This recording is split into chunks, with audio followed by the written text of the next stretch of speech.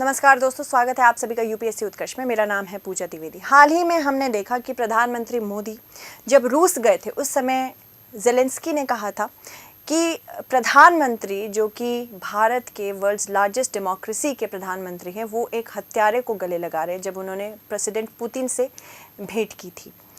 अब फिलहाल इस छोटी सी चीज़ को अगर बड़ा बनाया जा सकता था तो भारत बना सकता था, पर भारत जानता था कि यूक्रेन इस समय हर्ट है और जब डिप्लोमेसी की बात आती है ये सारी चीज़ें उतनी मैटर नहीं करती हैं। तो फिलहाल पोलैंड गए प्रधानमंत्री, उसके बाद 10 घंटे की ट्रेन पकड़कर इन्होंने यूक्रेन की तरफ अग्रसर किया और यहाँ पे ट्रेन इसलिए लिया गया क्योंकि सारे एयरपोर्ट्स बंद हैं because of the Russian invasion of Ukraine. सुनने में ऐसा भी आया है और पुष्ट की गई खबरें हैं कि जब से भारतीय प्रधानमंत्री वहाँ पे हैं बहुत ज़्यादा सायरन्स भी नहीं बज रहे हैं, यानी कि अटैक्स भी लिमिटेड हो रहे हैं, अटैक्स नहीं भी हो रहे हैं यूक्रेन में। तो ये इंडिया की छवि है इस समय कि एक ऐसा देश भारत बन चुका है जो रूस और यूक्रेन दोनों के साथ एक प्रॉपर समन्वय या कोऑर्डिनेशन बना के चल रहा है। रूस जिस प्रकार से भारत का मित्र था, मित्र है और मित्र रहेगा, उसने भारत को और करीब लाने की कोशिश की है। Ukraine on the other hand जो ज़्यादातर पाकिस्तान के साथ समर्थन मांगता था, वो भी समझ चुका है कि भारत की छवि अब पूरे विश्व में बदल रही है और भारत इसी सब चीज़ों का फ़ायदा उठा के आगे बढ़ने की कोशिश कर रहा है। तो चलिए इसके बारे में जान लेते हैं। फ़िलहाल ये प्रेसिडेंट ज़ेलेंस्की हैं, यूक्रेन के प्रेसिडेंट हैं ये, और हमारे प्रधानमंत्री मोदी जी। अभी तक हमने देखा कि मोदी जी से उम्मीद की जा रही है कि रशियन इन्वेजन ऑफ यूक्रेन और दोनों देशों में एक डिप्लोमेटिक साझाकरण सिर्फ और सिर्फ भारत करा सकता है। उसमें मैं एक बहुत बड़ी चीज़ पॉइंट आउट करनी चाहूँगी कि ये सिर्फ एक ऐसी लड़ाई नहीं है जिसमें दो देश शामिल हैं। इसमें सबसे बड़ी भागीदारी नेटो की है।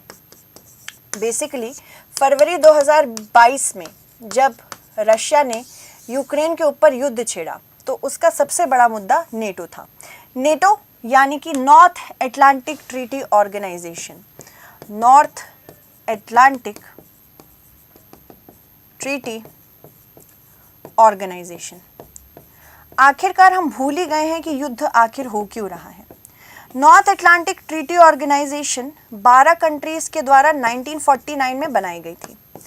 इसका मेजर गोल था, तब यूएसएसआर के नाम से जाना जाता था रशिया, जब रशिया टूटा तो 15 कंट्रीज़ बनी जिसमें से यूक्रेन भी एक था। तो जब यूएसएसआर एक्सपैंड कर रहा था अपने कम्युनिज्म से, यहाँ पे सारी वेस्टर्न कंट्रीज़ और यूरोपियन कंट्रीज़ को डर लग रहा था कि यूएसएसआर बहुत ज़्यादा ना एक्सपैंड कर जाए। इसी वजह से अपने आप की रक्षा करने के लिए नॉर्थ अटलांटिक ट्रीटी ऑर्गेनाइजेशन को जन्म दिया गया। फिर उसके बाद जब कोल्ड वॉर ख़त्म हुआ 1991 में, यूएसएसआर कोलैप्स हुआ, 15 कंट्रीज़ बनी। उसके बाद धीरे धीरे करके उन्हीं 15 कंट्रीज़ में से कुछ ऐसी कंट्रीज़ भी थी जिन्होंने रशिया से अपने आप को बचाने के लिए North Atlantic Treaty Organization join किया। नॉर्थ अटलांटिक ट्रीटी ऑर्गेनाइजेशन की वजह से ये जो पूरा युद्ध आप देख रहे हैं उसी वजह से हो रहा है। अमेरिका चाहता है कि रशिया को कॉन्स्टेंटली हम कमज़ोर करते चले जाएं। रशिया चाहता है कि हमारे बिल्कुल बगल में नेटो को आने की कोई ज़रूरत नहीं है। यूक्रेन ने बार बार कहा है कि वो नेटो को ज्वाइन करना चाहते हैं और अगर ऐसा हुआ तो फिर नेटो बहुत ही करीब आ जाएगी रशिया के। रशिया के लिए खतरा बन सकता है। इसी वजह से आज तक यूक्रेन को मेंबरशिप भी प्रॉपर्ली नहीं मिली। उसके बाद हमने देखा स्वीडन और फिनलैंड जैसी कंट्रीज़ भी नेटो का मेंबर बन गई।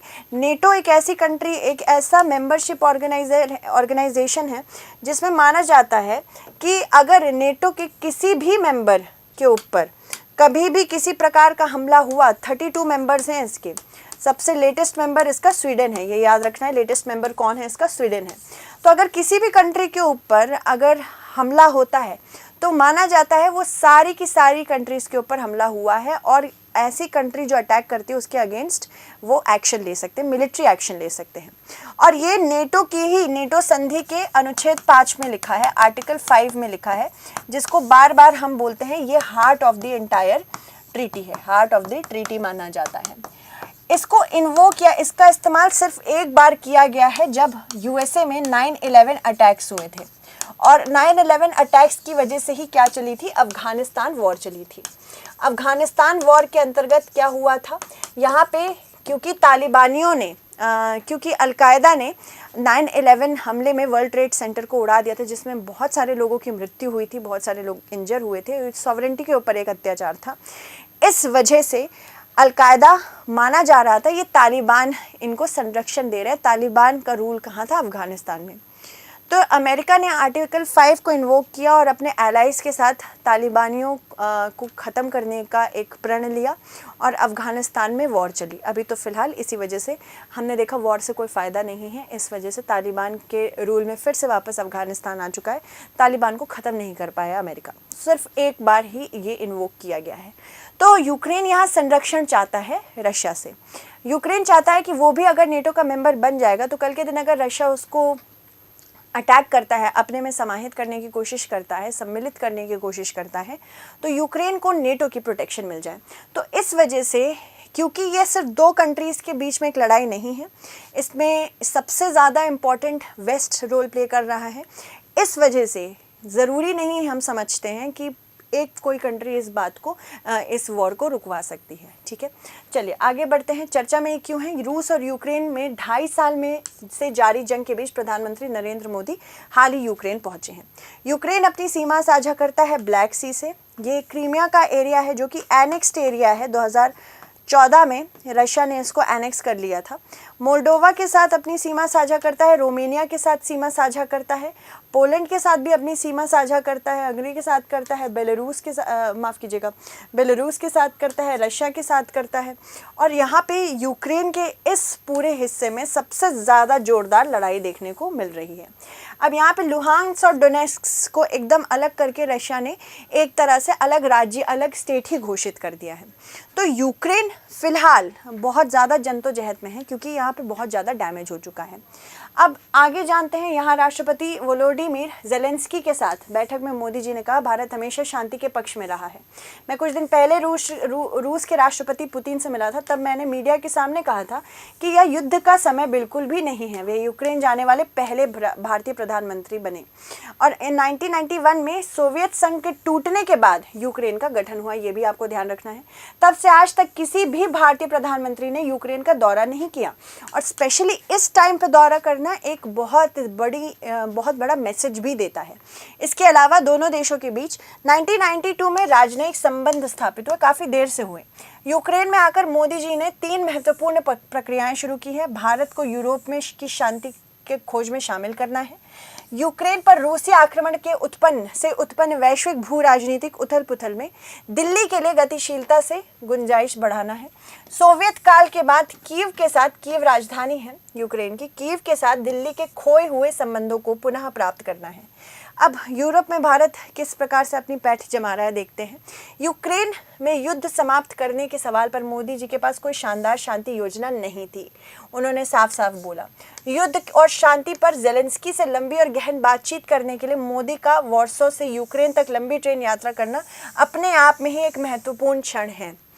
सिर्फ आप आए हैं, मान लीजिए कोई आपका दोस्त है, बहुत ज़्यादा गंभीर रूप से परेशान है, घायल है, और आप पहली बार, आप सोचिए कभी उससे उसके घर मिलने जाएं, ये बहुत बड़ी बात मानी जाती है।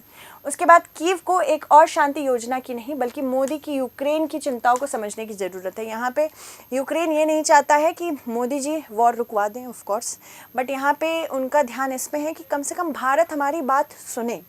तो भारत बात सुने और समझे, भले ही रूस उसका दोस्त है, फिर भी दूसरे का पक्ष भी सुनना जरूरी है। जो एक राष्ट्र के रूप में अस्तित्व को लेकर थी, जिसे भारत और तथाकथित वैश्विक दक्षिण में पर्याप्त समर्थन भी नहीं मिला था। मतलब यूक्रेन को बहुत जल्दी समर्थन भारत ने नहीं दिया था शुरुआत में। उसके बाद ज़ेलेंस्की को उम्मीद है कि यूक्रेन का मामला सुनने और शांति प्रयासों में योगदान देने के लिए प्राइम मिनिस्टर ऑफ इंडिया की इच्छा वैश्विक दक्षिण से राजनीतिक ज्वार को मोड़ने में मदद करेगी, जो कि युद्ध से भारी आर्थिक परिणामों के बावजूद युद्ध से अलग खड़ा रहता है।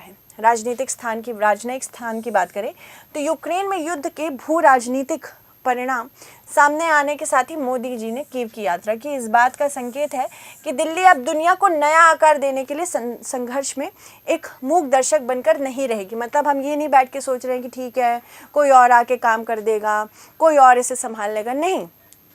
अब हम ग्लोबल वर्ल्ड ऑर्डर शेप कर रहे हैं। हम रूल टेकर नहीं रहे हैं, अब हम रूल मेकर बन रहे हैं। 5 शताब्दियों तक भारत यूरोपीय युद्धों में सहयोगी भी रहा है। प्राइम मिनिस्टर मोदी की यूक्रेन यात्रा इस बात को रेखांकित करती है कि भारत इस समय के प्रमुख यूरोपीय और वैश्विक युद्ध को सक्रिय रूप से आकार देने का एक दृढ़ संकल्प भी ले रहा है। भारत एकमात्र एशियाई शक्ति नहीं है जो यूरोपीय शांति संतुलन को बदलने की कोशिश कर रही है। जब मोदी जी वॉर्सो से कीव की यात्रा कर रहे थे, तब चीनी प्रधानमंत्री ली कियांग मॉस्को में अपनी यात्रा समाप्त कर रहे थे। अब यह यूक्रेन में युद्ध की रूपरेखा को आकार देने में चीन की बढ़ती भूमिका की भी याद दिला रहा है। एक तरह से भारत यहाँ पे ये भी कहने आया है कि चीन सिर्फ अकेला एशियाई पावर नहीं है जो अपनी तरफ से नए नए तरीके निकाल रहा है कि किस तरह से यूरोप में शांति होनी चाहिए।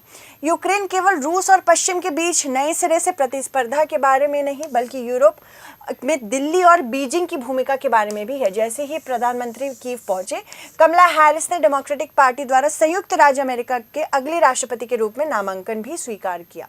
अपने जोरदार भाषण में यूक्रेन की रक्षा करने की और नाटो को मजबूत करने के प्रति अपनी गहरी प्रतिबद्धता की घोषणा भी की। यूरोप से दूर जाने के रिपब्लिकन विचार को अब डेमोक्रेट्स द्वारा चुनौती दी जा रही है। उस बहस पर के नतीजे का भारत की सुरक्षा नीति पर भी बड़ा असर पड़ेगा। यदि इस सप्ताह वॉशिंगटन में रक्षा मंत्री राजनाथ सिंह की उपस्थिति अमेरिका के साथ भारत के बढ़ते सामरिक संबंधों को रेखांकित करती है। प्रधानमंत्री मोदी की रूस और यूक्रेन के साथ बैठकों में महाशक्तियों के बीच संबंधों में आए परिवर्तन के बीच अपने हितों की रक्षा करने की भी बात की है। अगर बात करें प्राइम मिनिस्टर मोदी जी की जो यात्रा है वो किस प्रकार से नए संबंधों को जन्म दे रही है, एक तरह से रिन्यू कर रही है रिलेशनशिप को, वो देखते हैं। प्राइम मिनिस्टर की यात्रा भारत और यूक्रेन के बीच खोए हुए संबंधों को फिर से स्थापित करने के बारे में भी है। हालांकि सोवियत काल में भारत को यूक्रेन तक विशेषाधिकार प्राप्त था, लेकिन कीव को यूएसएसआर के लिए भारत के राजनीतिक स्नेह का हिस्सा विरासत में नहीं दिया गया। यूक्रेन में भारत के लिए असाधारण सद्भावना कीव में मोदी जी की गर्मजोशी भरे स्वागत से झलकी। मोदी जी और ज़ेलेंस्की द्वारा अपने संबंधों को रणनीतिक साझेदारी में बदलने, अपने आर्थिक और रक्षा संबंधों को फिर से मजबूत करने के बारे में थी। अपने सांस्कृतिक संबंधों को पुनर्जीवित करने की तरफ भी प्रतिबद्धता दिखाई गई। सबसे बढ़कर मोदी जी की यात्रा से यूक्रेन में युद्ध पर भारत की बहस की अधिक सूक्ष्मता और परिष्कार लाने में मदद मिलेगी। अगर बात करें भारत यूक्रेन संबंध रहे कैसे हैं 1992 से, उसके बारे में जानते। सोवियत संघ के विघटन के बाद यूक्रेन को मान्यता देने वाला पहले देशों में से भारत भी था। भारत ने जनवरी 1992 में यूक्रेन के साथ राजनयिक संबंध बनाया और मई 1992 में कीव में भारत का दूतावास भी खोला गया। यूक्रेन ने फरवरी 1993 में दिल्ली में अपना दूतावास खोला, जो एशिया में उसका पहला मिशन था। यूक्रेन अपनी आज़ादी के बाद से भारत के लिए सैन्य प्रौद्योगिकी और उपकरणों का एक स्रोत बना। Ukraine R-27 air to air मिसाइलों का भी निर्माण करता है, साथ ही साथ इसका उपयोग भारतीय वायुसेना करती है। अब भारत दोनों देशों के बीच रक्षा सहयोग बढ़ाने के लिए कर रहा है। साथ ही साथ हम चाहते हैं कि सिर्फ एक ही कंट्री पे हम अपने डिफेंस के लिए ना निर्भर रहें, हम बाकी कंट्रीज़ के ऊपर भी रहें। रूस यूक्रेन युद्ध के बाद द्विपक्षीय संबंधों में हमारे साथ यूक्रेन के संबंधों में गिरावट आई थी। जैसे भारत यूक्रेन व्यापार 2021-22 में $3.39 बिलियन से घटकर $0.71 बिलियन ही रह गया था 23-24 में। वहाँ देश भर में फैले 30 से अधिक यूक्रेनी सांस्कृतिक समूह भारतीय नृत्य को बढ़ावा देने के कार्य में भी लगे थे। यूक्रेन में लगभग 18,000 भारतीय छात्र मुख्य रूप से चिकित्सा के क्षेत्र में अध्ययन कर रहे हैं। भारतीय व्यावसायिक पेशेवर मुख्य रूप से फार्मास्यूटिकल, IT, इंजीनियरिंग, चिकित्सा, शिक्षा आदि के क्षेत्र में भी कार्य कर रहे हैं। अब देखते हैं कि भारत ने कब यूक्रेन के खिलाफ रूस का साथ दिया है। देखो, भारत ने 2023 में अपने यहाँ हुई G20 सम्मेलन में पश्चिमी देशों के दबाव के बावजूद यूक्रेन को नहीं बुलाया था। बार बार दबाव पड़ रहा था भारत पे। भारत ने सारे दबाव को हटा बोला, मैं तो यूक्रेन को नहीं बुलाने वाला हूँ। 2022 में UNSC में यूक्रेनी इलाकों पर रूसी कब्जे और जनमत संग्रह के खिलाफ निंदा प्रस्ताव पेश हुआ था, पर भारत ने इस प्रस्ताव पर वोटिंग से दूरी बनाई थी। जुलाई 2024 में उंगास में यूक्रेन के खिलाफ रूसी हमले को रोकने के लिए वोटिंग हुई, हालांकि भारत इसमें भी दूर रहा।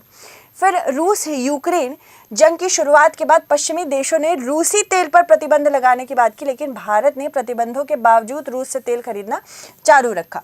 दोनों देशों के बीच वित्तीय वर्ष 2021-22 में 60 अरब डॉलर का व्यापार हुआ, जिसे 2030 तक 100 बिलियन डॉलर तक पहुंचाया गया। रूस यूक्रेन जंग पर भारत का क्या रुख रहा है? भारत ने जंग पर तटस्थ रुख अपनाया है, यानी किसी भी पक्ष का समर्थन नहीं किया है। भारत ने रूस यूक्रेन के से मामले में शांतिपूर्ण समाधान लेने की उम्मीद की है। जंग पर प्राइम मिनिस्टर मोदी जी का बयान भी आया, यूक्रेन संकट के आरंभ से ही हमने युद्ध विराम और बातचीत पर जोर दी है। इस युद्ध में सबको नुकसान होगा, हम शांति की मांग कर रहे हैं, पर कुछ चुनौतियाँ भी हैं। सबसे बड़ी चुनौती तो यही है कि नेटो की बहुत बड़ी भागीदारी है इस पूरे वॉर सिचुएशन में। ये हाल ही में एक रूसी प्रेस विज्ञप्ति में रूस द्वारा निर्मित और बेचे जाने वाले सैन्य उपकरणों को यूक्रेन में पुनर्व्यवस्थित किए जाने पर आपत्ति जताई गई है। यूक्रेन के साथ व्यापार करने वालों पर रूस ने आपत्ति भी जतानी शुरू कर दी है। अब इसमें यह देखना होगा, अगर भारत यूक्रेन के साथ वापस से अपने द्विपक्षीय संबंध ट्रेड के थ्रू, यानी कि आयात निर्यात व्यापार के थ्रू बढ़ाना चाहेगा, तो उस पर रूस का क्या रुख होगा। रूस के साथ भारत ने निरंतर जुड़ाव और मॉस्को की सभी सार्वजनिक आलोचनाओं से बचने के निर्णय के कारण भारत यूक्रेन भू राजनीतिक सहयोग की भावना थोड़ी कम हो गई है। भारत के परमाणु परीक्षण और भारत की कश्मीर नीति की यूक्रेन द्वारा आलोचना भी यूक्रेन के साथ भारत के पूर्ण संबंध पे बाधा बन रही है, क्योंकि कश्मीर पर भारत के बारे में बहुत बार यूक्रेन ने कुछ गलत कहे हैं। रूस से विवाद की संभावना इसलिए भी है क्योंकि वर्तमान में भारतीय वायुसेना AN-32 के अपने बेड़े को पुनर्व्यवस्थित करने के लिए यूक्रेन के साथ सहयोग कर रही है। अब आपको इस क्वेश्चन को अटेम्प्ट करना है, ठीक है। तो निम्न कथनों पर विचार करना है। मई 1992 में कीव में भारत का दूतावास खोला गया। यूक्रेन ने फरवरी 1993 में दिल्ली में अपना दूतावास खोला, जो एशिया में उसका पहला मिशन था। तो आपको बताना होगा कि इनमें से कौन सा कथन सत्य है। केवल एक कथन सत्य है, केवल दो, दोनों सही है, या इनमें से कोई नहीं। देखो, मई 1992 में कीव में भारत द्वारा दूतावास खोला गया था। यहाँ पे आपको मैंने पढ़ाया था। इसी तरह से क्वेश्चंस बनते हैं, तो ये ध्यान रखना है। कीव में भारत ने दूतावास खोला था, बिल्कुल सही है पहला स्टेटमेंट। तो यूक्रेन ने फरवरी 1993 में दिल्ली में अपना पहला दूतावास खोला, जो एशिया में इसका पहला मिशन था। ये भी मैंने आपको बताया है कि यहाँ पे पर्टिकुलरली अगर आप देखेंगे तो यहाँ पे 1993 में जब हमने खोला था तो पहला मिशन था। तो यहाँ पे यूक्रेन ने जब भारत में दूतावास खोला था, पहला मिशन था, ठीक है। तो पहला बिल्कुल सही है और दूसरा भी सही है, तो यहाँ पे दोनों सही है, करेक्ट आंसर होंगे। So thank you so much everyone, stay updated.